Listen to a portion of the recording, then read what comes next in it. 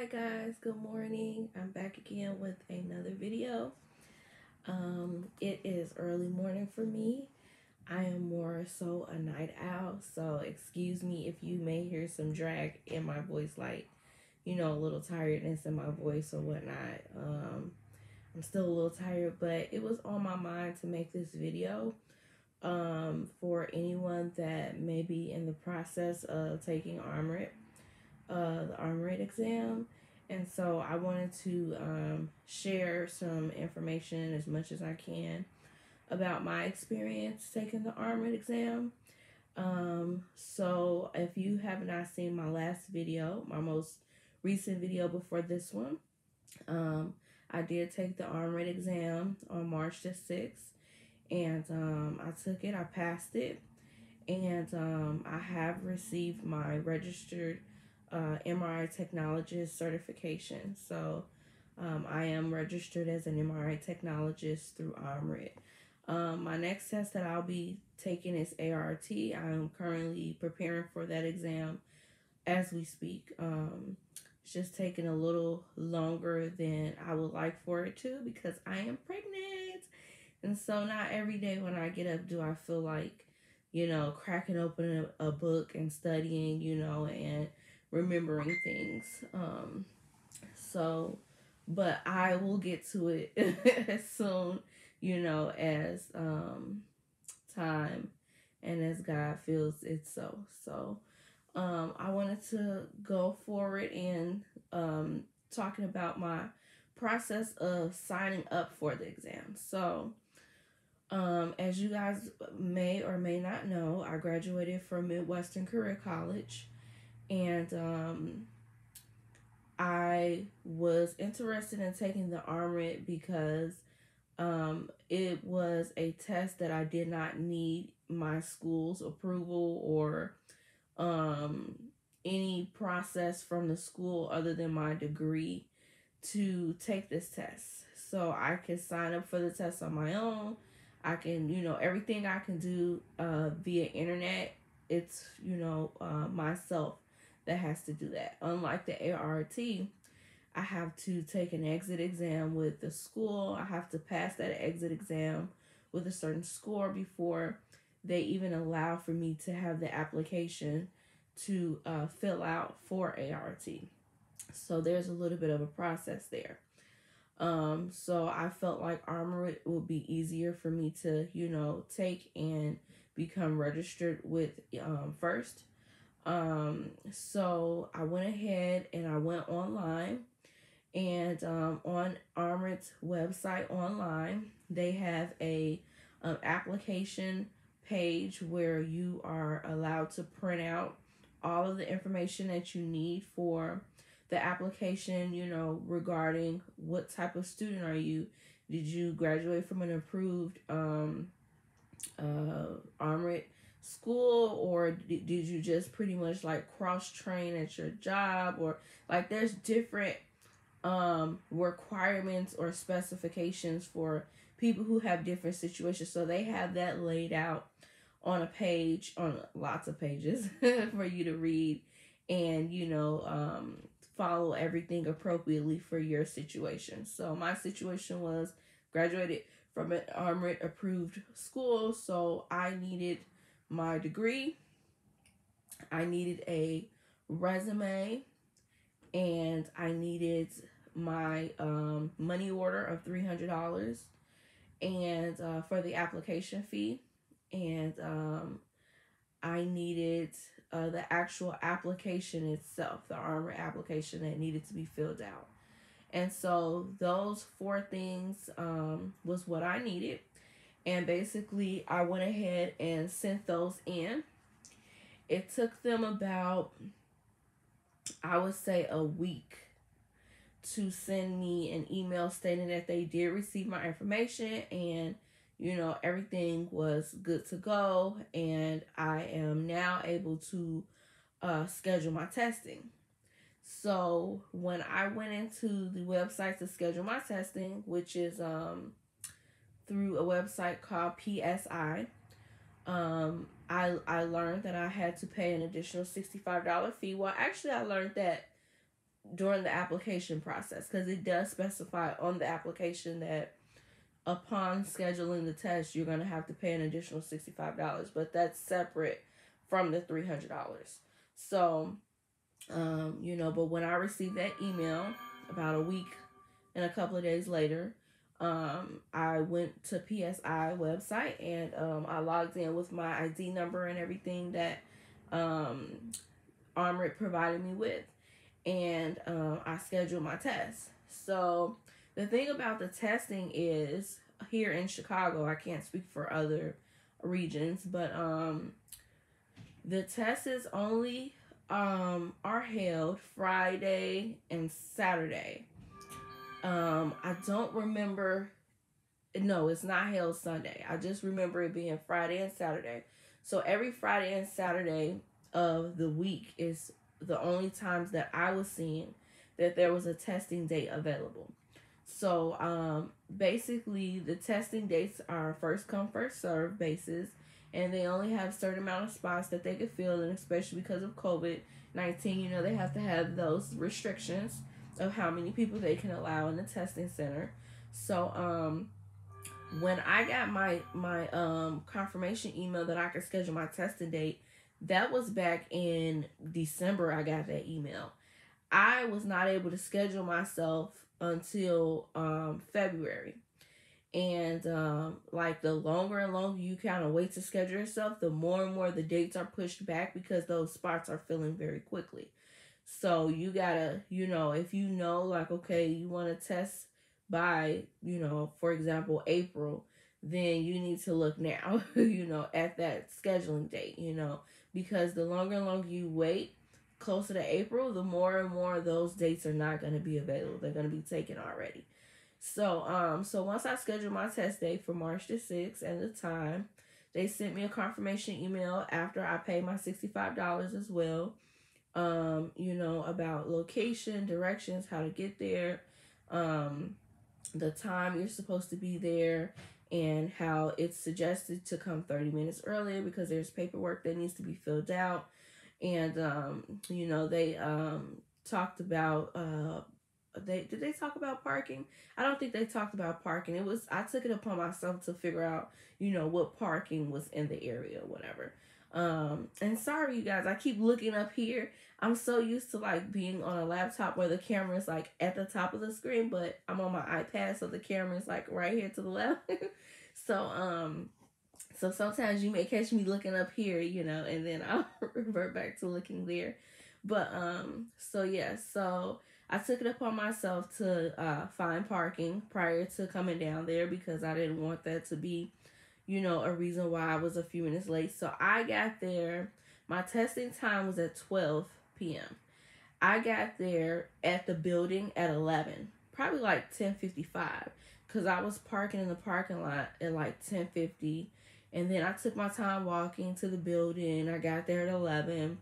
And when I got there, the lady, she was like, are you here for 12 o'clock testing? And I was like, yeah.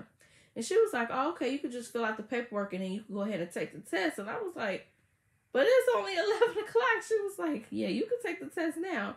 So I was just kind of like, okay, I wasn't expecting that. I thought that, your testing time is at 12 o'clock, so you're going to test at 12. I didn't know that you can test, earlier than 12 if you come in before your time. So that was very interesting for me.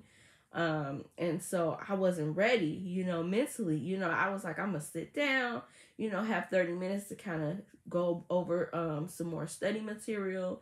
And then, I'm going to fill out my paperwork at 11:30. And then I'm going to go in and sit down. I had it all planned out in my head. But when she told me, oh, yeah, you just put your stuff in the locker. They provided lockers for us to where we could put our code in and, our devices or whatever we had in there in as well. And mind you, prior to me taking the test, I was told by my instructors that you cannot bring any devices or whatever, with you into the building or whatnot, leave them in the car. But for the Chicago location, I also called prior to the day of testing And I inquired about devices, and I was like, is it true that you cannot bring any devices within the building? And it was like, no, that's not true here. They were like, we have lockers for you guys, and we provide you with the key. We just make sure that you empty all your pockets, and we make sure like you don't have anything that we feel like can be a hindrance to you forfeiting your test.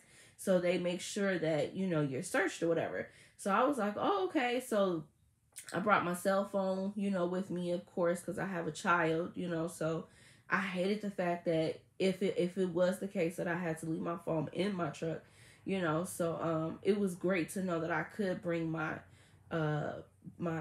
electronic device into the building. I just had to leave it in the locker. I had to empty my pockets and everything. They didn't allow me to bring any chapstick in there. Like, I couldn't bring anything in there other than the key that they provided with me for my locker. That was all I could bring in there. Everything else went into the locker. So, filled out this paperwork after that, and the paperwork was just basically general information, your name, I think what school you went to, just like general information. And then they gave me this number, and that number was my login number for the test. So when I went into the room, there were quite a bit of people in there, but we were sitting in like these square cubicles, and so the cubicles were dividing, you from the next person or whatever, and so you went in. I liked it the fact that it was bright lighting, cause for me, I get tired when it's dull lighting. I like the fact that it was bright, it was vibrant. All that stuff is like really major for me. I don't know why, but it is. You know what I'm saying? Like, it was very bright lighting. It looked fairly clean in that center. And one thing that I really liked that I was not expecting was they provided us with headphones. And they provided us with two different types of headphones. One was the 3M earplugs that normally you would like provide to an MRI patient. They provided us with those. And they provided us with also the headphones if we preferred to have the headphones and we didn't want to stick anything in our ear. So for me, I like the earplugs. And I wanted the earplugs because I can be easily distracted at times when I hear certain noises, like, a door swing open. I'm like, who is that? Or if like somebody's like breathing weird, because I worked in the ER, and like I am very sensitive to signs and symptoms. Basically I'm very sensitive to seeing somebody and seeing them and realizing, if they're not okay or whatever. So if I hear somebody breathing funny, somebody coughing too much, somebody stomach growling, I'm gonna be like, dang, they sound hungry. I'm gonna be thinking of stuff in my head like, dang, they sound hungry, or, are they okay? You need some water, I get distracted, or I hear somebody like this, they umpteen time going to the bathroom, like, dang, how many bathroom breaks they gonna have? Yes. Hold on 1 second. I'm sorry, you guys. You said what happened? It says when the meeting starts, we'll let people know you're waiting, but everybody, I'm pretty sure, got accepted in. Okay, come in. Let me check your computer. I'm sorry, guys. I'm in the middle of doing a YouTube video. Come on in. Here, I'll help you with this. I'm sorry. So, you are in your ELA class, right? Yes. Okay. So, next time I'll just text you. No, you don't have to text me. That's fine. So you click join, and then you're gonna use your computer audio. Are people watching? It's no, your camera and stuff is not on. So yeah, so you just have to sit here and wait until the teacher joins you in, because it says when the meeting starts, we'll let people know you're waiting. So the meeting has not started yet. It did. It said like the blue thing popped up. That's when it starts. See, that thing is started. Okay, so the next thing you want to do is, can you send a message to your teacher to let her know that you're in the lobby waiting to join, but you have not been in or joined in or invited in. Okay. Can you send her a message? Yeah, I can send her a message. And then let me know what happened after that, because it says that it's waiting to join. So let me know what happens after that. Okay. So back to my YouTube video, mister. So sorry guys, that's my son. He's in 5th grade, and sometimes he has problems with his remote learning tablet. And huh? Oh, you got in? Okay, good. You're welcome. So he got in. So sometimes there's like a delay on him entering the class with everybody else. I don't know why, but sometimes I have to help him with that. So anyways, back to my my story here. So basically when I put the earplugs in my ear, like I said, sometimes I get distracted and all that good stuff. So when I put the earplugs in my ear, it definitely canceled out all noises. Like, I couldn't hear a thing. The only thing I probably could hear is like if a door slams or whatever like that, but I couldn't hear nothing. Now, one thing I did like that the lady told me was that I could take as many 5-minute breaks as I needed to.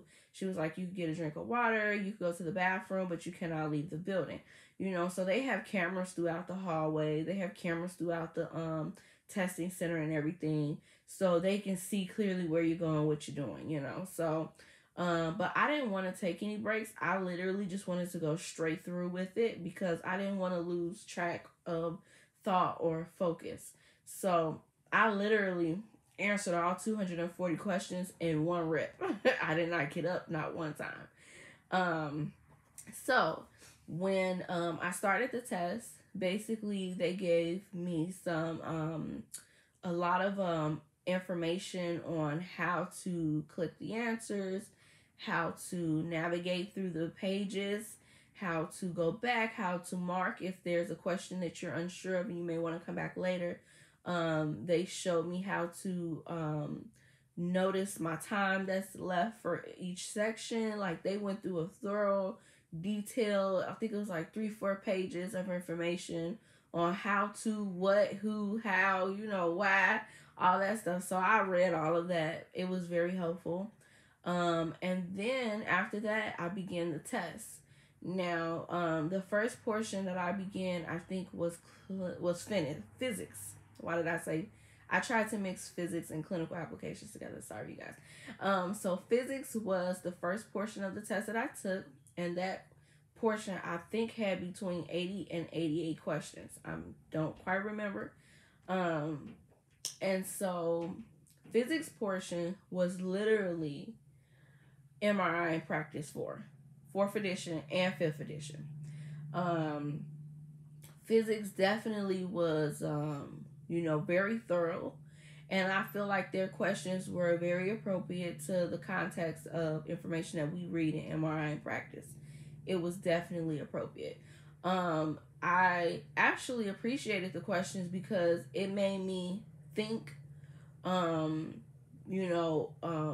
on like the information that I read. Like, for example, I'm not really supposed to say the questions that was on the test, but I remember a lot of, stuff from the test or whatever. So, but I'm not going to say, but it basically made you think, and you're like, you know it if you read the information, you know what I'm saying? The second portion of the test was clinical application. Clinical application for me was a little bit more easier than physics. I don't know why, but it was a little bit more easier. And then the last one was anatomy. To me, the anatomy, probably because it was one of my favorite classes, it was one of the easier parts for me. So I can share the anatomy system or sections that, is very important on the Armrit. So the shoulder, the brain, definitely the brain, the shoulder, the abdomen, the pelvis, and the knee. Those were the main regions of interest on the anatomy portion of the test. and it went in thorough detail. Like for the brain, you had to know every single part of the brain. And the brain is actually one of my favorite parts of sectional anatomy that I learned. Like when my instructor came in with the actual skull, to where you can open the skull and you can pull certain pieces out and point and all this, I was all for it, baby. I was like, yes, this is a crepitus callosum. Yes, this is the occipital bone. Yes, this is a Atlanta occipital joint. You know, yes, this is the sphenoid. You know, this is the sola turcica. This is the, like, I was with it. I was all for it, y'all. I love the brain. Now everything else, I don't know everything else. You know that I think, let's see, what was my next favorite part, if I had any other favorite part. I really didn't have no other favorite part of the anatomy. The brain was the most intriguing thing to me because it has so many like little parts and just so many areas, so many foramens and so many, you know, the TMJ, and then you have your cranial bones, and then you have, you know, just all of these things that just work to, you know, come together to make your brain work. You have your auditorial nerves and auditorial like semicircle, or your what did I call it, CVS, the cochlea, the vestibule, the semicircle, you know, your eighth cranial nerve. See, like, I'm going over all of this stuff. Like, that's how much I really enjoyed the brain. Like, I don't know why. Everything else kind of fell back in my mag, you know what I'm saying? But that brain, I love the brain for some reason. So I said if I ever, you know, decide to further my education, like, for real, go, you know, to become a radiologist, I want to do neuro. Anything neuro. I want to learn all of the pathology with neuro. I want to learn everything about the brain. You know, I would love to do that as a radiologist. Everything else, I don't know. But so yeah, so basically after I took the test, it took me about an hour and a half to finish that test. After I took the test, I'm sorry, my son's teacher messages that she sends him comes through my iPad, so I'm seeing the messages as they pop up or whatever. But so after I took the test, I had no expectations that I was going to get my scores right after, because I was never told that. So when I exited the room and I told the lady I was finished, she was like, okay. She was like, well, you can get your stuff out your locker. So I was like, okay. So she was like, you could put your scratch paper down here, because there were some problems that you had to actually calculate out. So I needed the scratch paper because they did not provide a calculator for us, not even on the computer. So like scan time, that has to be calculated on a paper. So so she was like, please please put your scratch paper here and your pen there, or a pencil there, and she was like, you go get your stuff out your locker. So I said, okay. So when I came back, she was like, you could go get your paper off the printer. And I was like, what paper? And she was like, your paper, you know, with your scores and everything. And I was like, oh, I get to see my scores? And she was like, yeah. And I was like, well, did I pass? And she was like, well, let me check now. So she went in the system and checked, and all I saw was pass. And I was like, and I literally ran up out of the room. I was like, can I go to the restroom?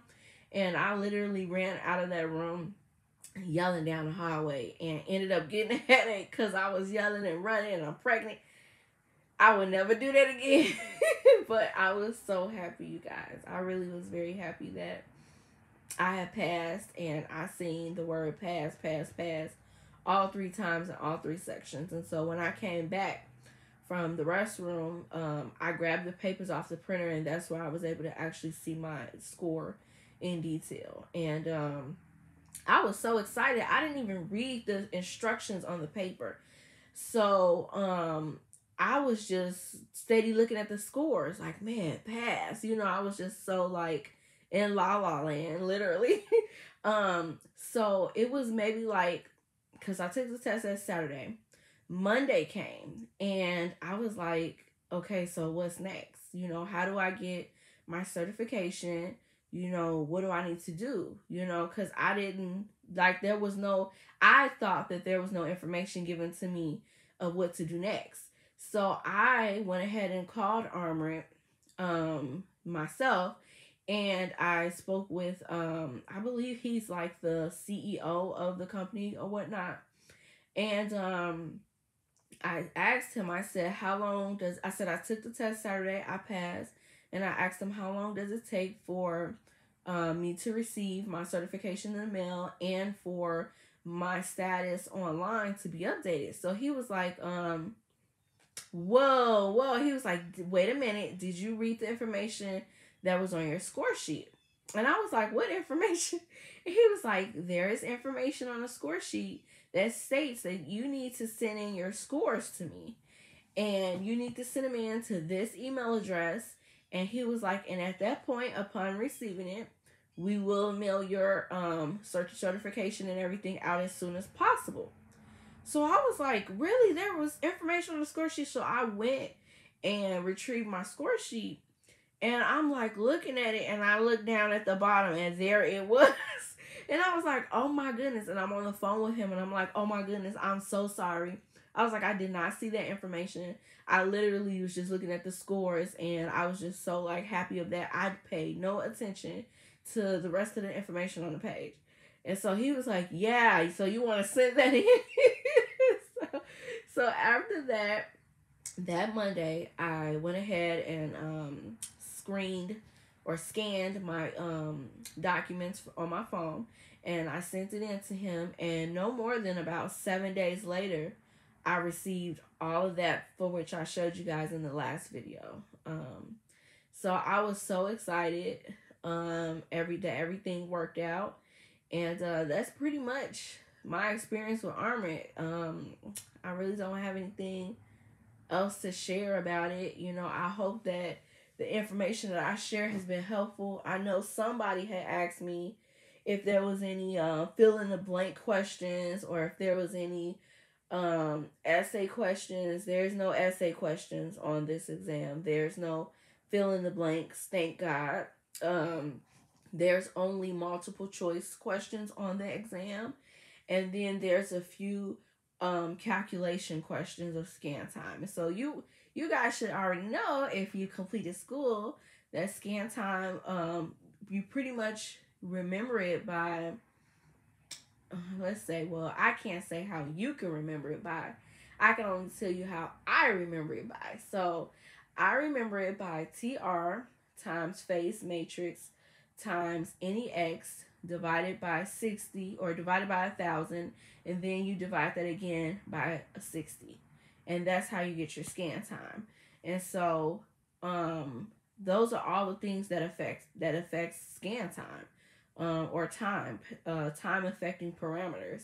So that's how I remember how to calculate scan time. TR times phase matrix times NEX divided by 1,000 divided by 60. That's how I remember it. And I got that calculation from off of ART. What is it? MRI quiz online.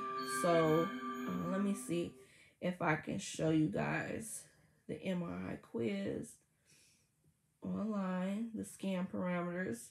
Maybe you may not have access to MRI quiz, but I'm going to show you how MRI quiz, maybe I should do a video on how MRI quiz is. I don't know if I'm allowed to do that. Okay, so parameter study guideline. Okay, here we go right here. So, let's see, do they have the calculations? Well, this is pretty much the simplest form of explanation for the calculations. Okay, so I don't know if you guys can see that right here. But TR times phase matrix times NEX And then you want to divide that by 1,000 and divide it again by 60 seconds, and that's how you come up with your scan time. But I don't know if you guys can really see that from my phone, but that is the calculation for scan time for spin echo. So yeah,